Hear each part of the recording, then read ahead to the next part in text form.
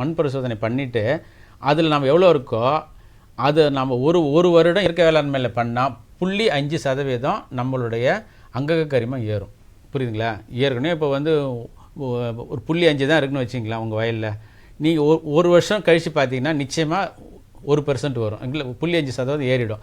அப்படி நீங்கள் எப்படியா இருந்தாலும் ஒரு 8லேருந்து 10 வருஷத்துக்குள்ளே உங்களுடைய மேக்ஸிமம் அந்த ஒரு 5% நீங்கள் ஈஸியாக அடைஞ்சிடலாம். 5% தான் உங்கள் டார்கெட்டு. 5% போதுமானது.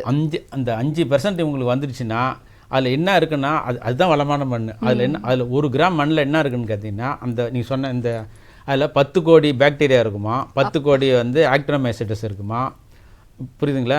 1 கோடி வந்து ஃபங்கஸ் இருக்கும், 1 லட்சம் வந்து சூடோமோனாஸ் இருக்கும், 1 லட்சம் பாசிகள் இருக்கும். அது இல்லாமல் அந்த உருண்டை புழுக்கள் 100 இருக்குமா. அதில் ஒரு சதுர மீட்டர் நீங்கள் எடுத்தீங்கன்னா அது மண்புழு வந்து 30லேருந்து 300 இருக்குமா. 300 ஒரு சதுர மீட்டர். இதெல்லாம் இருந்ததுன்னா வளமான மண்.